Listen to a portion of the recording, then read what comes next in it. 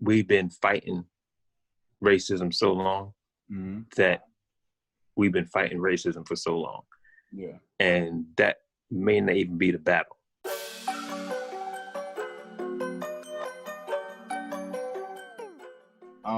I said earlier, there are a lot of different movements going on. And I used to think we all needed to come together to get behind one movement. And I am moving past that ideal and saying it's possible for multiple movements to go on simultaneously. I just think it's important that whatever the movement is, there is a strategy that you're following while you're doing what you're doing. Because a lot of my thoughts as far as why things don't work sometimes is that we do the thing that we say that we're going to do because we're sad or because we're angry or because we're fed up or whatever. And then after that, we do that thing, then the work stops because we have planned whatever we planned for like an hour, march for an hour, or we're going to protest for an hour, or we're going to, even if you think the answer is rioting, we're going to riot all night. And then after the march and the protest and the riot is over, then it's like we didn't plan past that event being over. We didn't, what are we going to do next? Are we going to riot again? Are we going to protest again? Are we going to march again? And if we do, is it going to be different? Are we doing the same thing? And that's why I keep bringing up Selma, because the routes that they took, those were strategic. The starting point and then the stopping point was a big part of their strategy. We're not just walking, we're walking to, because we want voting, we're walking to the voting booth, okay? Now, we're not only walking to any voting booth, we're walking to a voting booth that we cannot vote at, and we're walking to a voting booth that we can't vote at, that's in a really sensitive place, and we know the police chief or the sheriff or whoever it was, he quick to hit on Black people, because during that time when they were making that decision, they had the option of 2 places to go. And it was like, we can go here with this guy and we can go here with this guy. Which guy is the sensitive guy? Which guy is the really racist guy who is not going to even be cool with us walking in front of the building? This guy, well, that's where we're going. So what do you think about the organizations or, strategies? Do you think the strategies are working? Do you think they're not working? What are your thoughts on all of that? I can say that I really don't know all the strategies. I don't know all the movements. Yeah. So, but one thing, that is taken from the civil rights movement, even though we're still fighting for that, which is crazy. Right. Is that they were very strategic and they were very organized. Mm-hmm. And that is one thing that I wouldn't say it doesn't happen, but it doesn't happen that often, because it's normally done in response to something, rather than something that's proactive. You know what I'm saying? It's like, hey, this is coming up. Let's get together. Let's rally. And they met in churches. Mm-hmm. You know what I'm saying? It was easy to organize the meetings. Now it's not that easy. But also there's a wide range of different types of movements and organizations and interests. And then so it's going to be even harder. Yeah. Speaking to Malcolm X and Dr. Martin Luther King, they're different methods. Both of them were needed. They are both needed. Right. And so it kind of speaks to even movements now, like during the protests that we're in now, this protest season.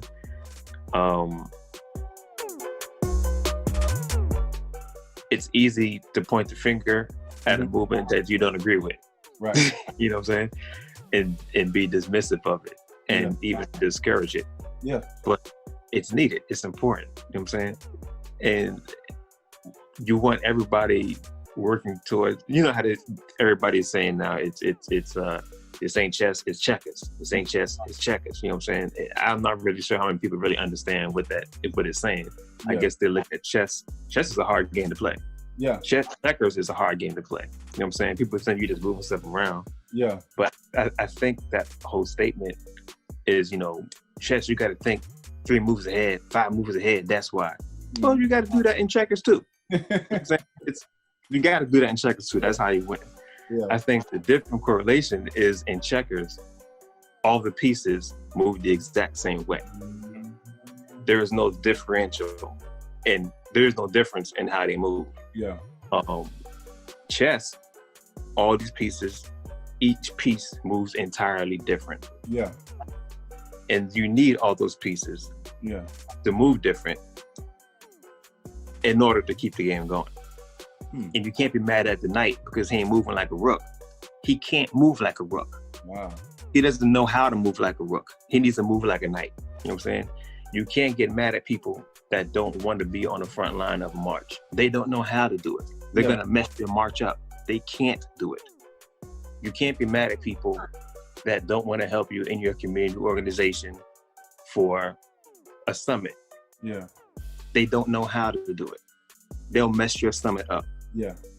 Find the people that can relate to your movement and can help you in a specific way and go with that. But don't knock down the movement, you know what I'm saying? Because it's still helping for the same cause, to beat the other team. Wow. And so I think that's how we have to keep in mind during these times. Yeah. Like, don't be so dismissive of somebody doing something. You know what I'm saying? Just like, it's not helping. It is helping. It may not be as effective as your movement, but it's helping. You know what I'm saying? I'm not down. I won't be a good looter. You know what I'm saying? That's not my.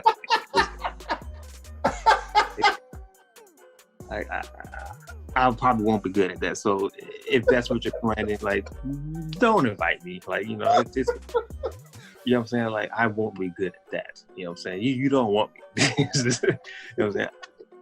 I won't run away, but I just won't be a good looter. It's just, you know, I'm like, well, why are you bringing in here? This is stupid. Like, I don't understand. Like, I'll be shopping. Like, I don't understand. Like, I'm getting spray paint on my fingers. I don't want that spray paint. Like, I don't want that. I'm not a good person for that. But there are people, that's what they do. And I just use looting, but, you know, like the whole rioting part. Yeah. That's probably the only thing that they can do. Yeah. You know what I'm saying? And I'm not saying that that's, I don't want to say positive and negative. It's a move that can be easily countered for your movement. You know what I'm saying? Like, if that's your play, when you riot, when you loot, that chess move can be easily countered. Yeah. But it happens. You know what I'm saying? Yeah. It's for the same movement. And honestly, we can look at it. It probably has nothing to do with the movement at all. It's just a result. It's a result of chaos. Yeah. You know what I'm saying? Like, so, and that's how I kind of look at it. You know, it's just like, well, don't be mad at the looters because that has nothing to do with the protest. Yeah. That's something that happened as a result. You know what I'm saying?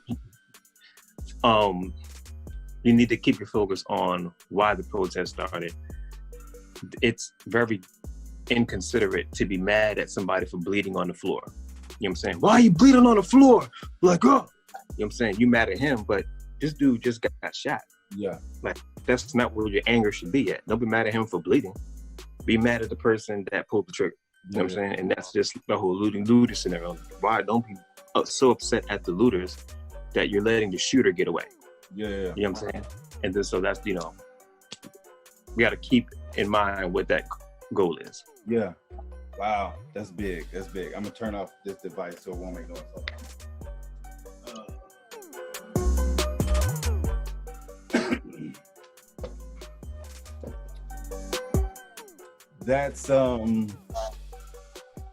That's big, man. Like, all of those, the examples that you gave are big as far as both games, whether you playing chess or checkers, are strategic games. Absolutely. Both games are important. Both games take skill. You know? Absolutely. They're different. You know, that's big what you said. Like when you say a rook can't move, you know, like a knight. You know, a knight can't move like a bishop. Bishops don't move like pawns. Like it's every piece does have a specific role to play. Yeah. And you're counting on that role to be played. You know what I'm saying? It's just like, I'm gonna be a rook. I'm gonna be your rook. Yeah. But I'm gonna need you to be the bishop. Yes. That's the other part. Wow. Because if we go back to Selma, there's a part in the movie where I'm assuming this is after Malcolm had his sabbatical, or you know, his big turn as far as what he felt about violence in the beginning of his life versus what he felt, I don't want to say violence, what he felt about force at the beginning of his movement versus what he thought about it, you know, after. Okay. He went to talk to Coretta Scott King, and he said, she was basically like, yo, like, why are you trying to talk to us now? Like, you've been talking about us, you've been saying all these whatever. He said, yes, you know, I did say that at one point. I apologize.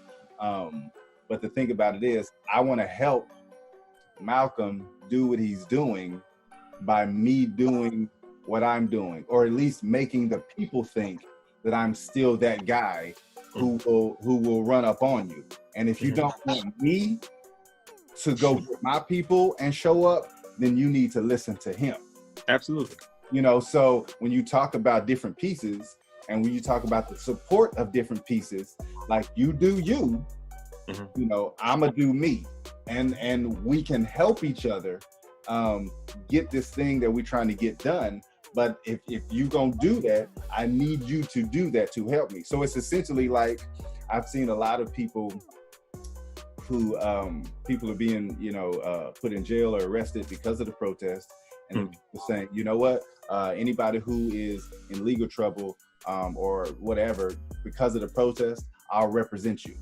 You know, so that's playing your part.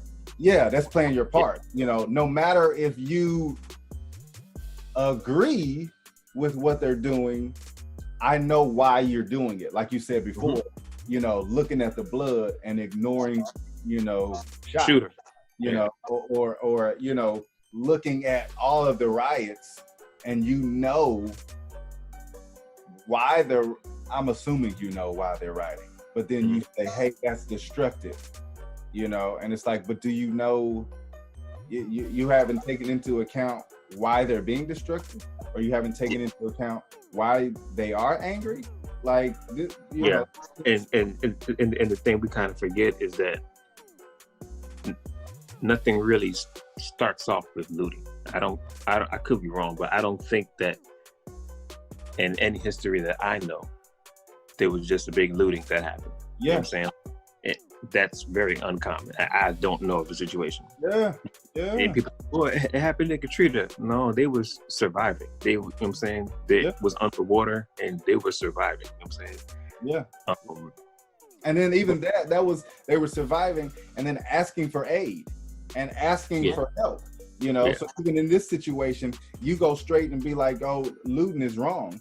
Yeah. Okay, let's say it is. But the years before that, when they were protesting peacefully, I've seen, to my knowledge, we found every kind of way to protest. We just gonna walk on this protest. We ain't gonna do nothing else but walk. On this protest, we gonna go somewhere and then we just not even go say nothing. This is a silent protest. We're not gonna say nothing at all.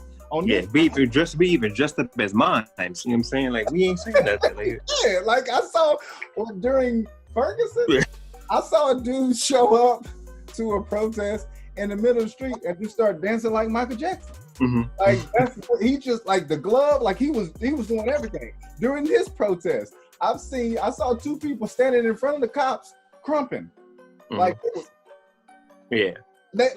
because we are literally just going down. What can we do? We already marched. We already was quiet. We already got on a knee. A dude who was very high profile, Cap, got on a knee by himself and didn't say nothing. That's all he did. So all of these different ways were said or were done, and you was like, nah. And then now when you, like you said, we get to the looting, you shouldn't do that. Well, we first of all, we probably already know that. Yeah, and it didn't even have to get there. You know what I'm saying? That's the sad part. It's just like we didn't organize the looting. You know what I'm saying? That wasn't part of the plan. And just as you can say, your police officers didn't organize the shooting. You know what I'm saying? It happened as a result of whatever. So yeah, and yeah, that's. Yeah, man. I think that is super important. That would take, the simple idea of y'all gonna loot. I'm not gonna loot, but I'll go down there and set up a table and give you some water when you get tired. Yeah. You're tired, or if you get down there and you get hurt, then I got a booth that'll come bandage you up. Like just I feel like I won't say I guarantee. I feel like if it was a sense of like that idea we're saying, these people are gonna be rooks, and I'm not a rook. I'm a this, so I'm gonna do that and then help them, be a rook. What if it was people who showed up and said, "Hey, we don't like the looting, or we don't think whatever, but we know why they're doing it, so we also gonna go down there after that, and now we got a crew, or now we got putting buildings back together, and if we put it back together and then come out here and loot it again, or then we'll do the same thing, because the reason they out here is the same reason we out here, so it's like we can all say we should all do the same thing, or we all shouldn't loot or whatever. But again, the strategy part of that is, if we're not gonna do that, what are we gonna do? What are we gonna do, and then what are we gonna continue to do? So I think strategy is really big, and like we both said before, we're just asking people to choose a strategy. And I think we really mess up when we call people out. It's just like you're saying, well, how come he ain't saying such and such? You don't know what moves he's making. You know what I'm saying? And like just thinking like we're playing a political game. We're not in a muscle match right now. You know what I'm saying? It's not. We're running against policies. And that's what we have to realize. It's not just about right or wrong. It's a political game. So everybody can't participate the same way. One, the moves I'm making won't work if I'm seen over here doing this move. Like you're messing this piece up. I'm trying to come in through the back door. I won't. Well, my plan is coming through the front door. I got an ID already. I'm good to go.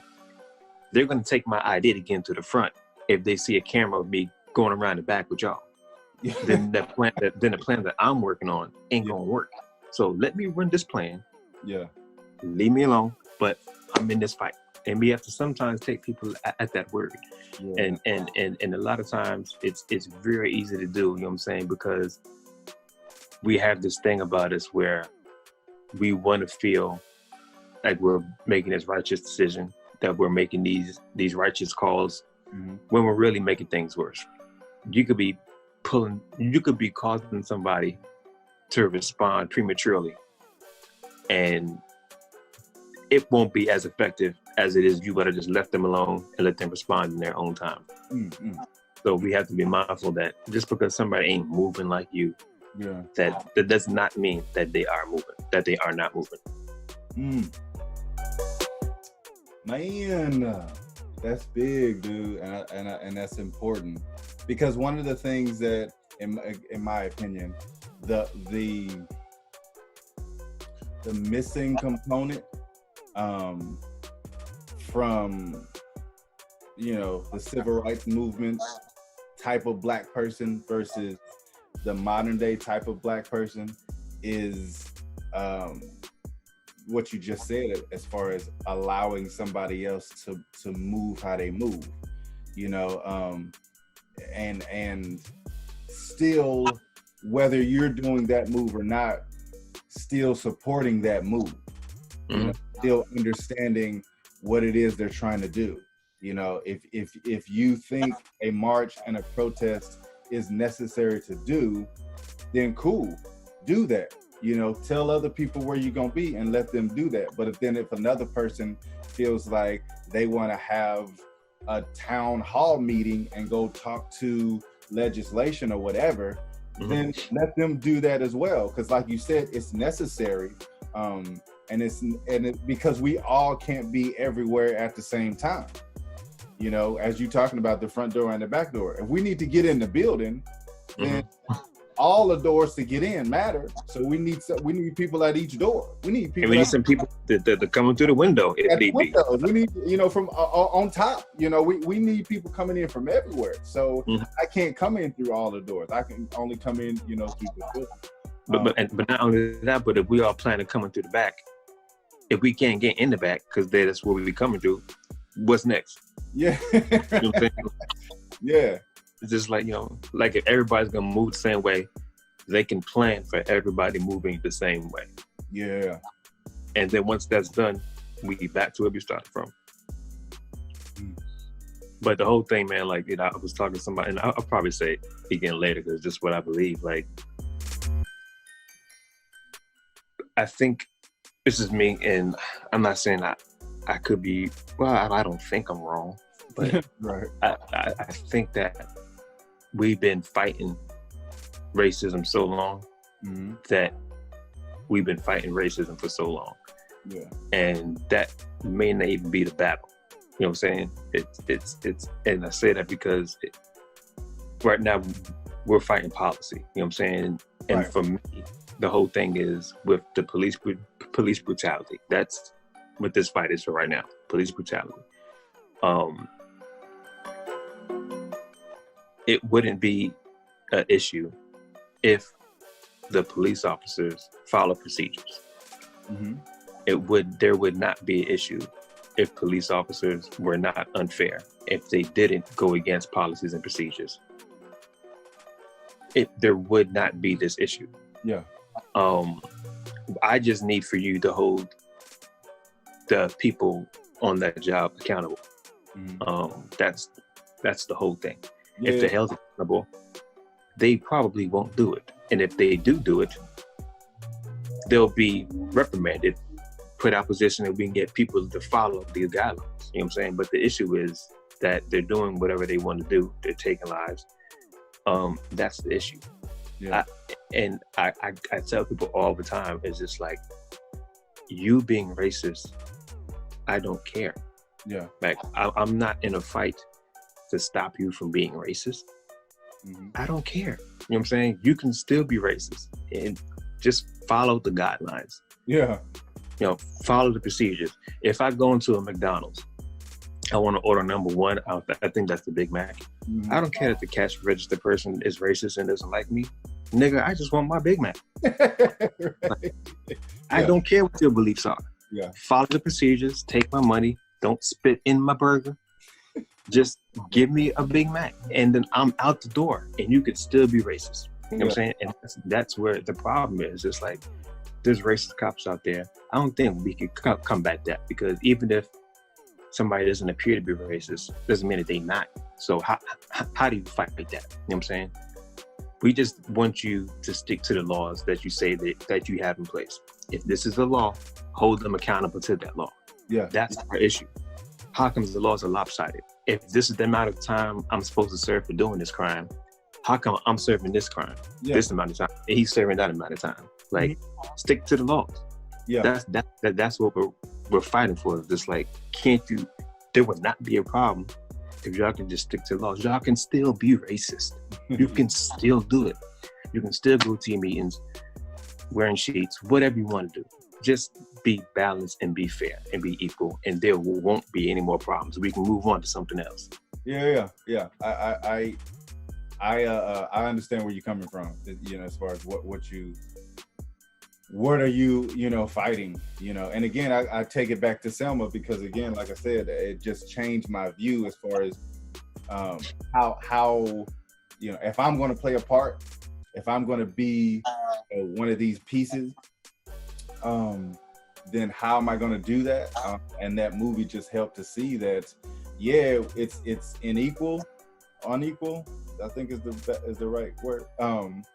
So what do we need to do to make it equal in this area? Well, we need to vote. There was a scene where they were in somebody's house and he was like, all right, we need to come up with a clear, like agenda. Like what are our demands? Like what are we going to fight? And everybody was saying, well, no, it's this part. It's the fact that when we go vote, then they have all these tests and things for us to make it difficult for us to register. And then no, it's not that. It's this. It's the fact that it costs money to go do that. And then it's this. And there was one guy. He said, it's whatever it was. He said it's this. And everybody was like, oh, are you talking about that again? He said, wait, hold on.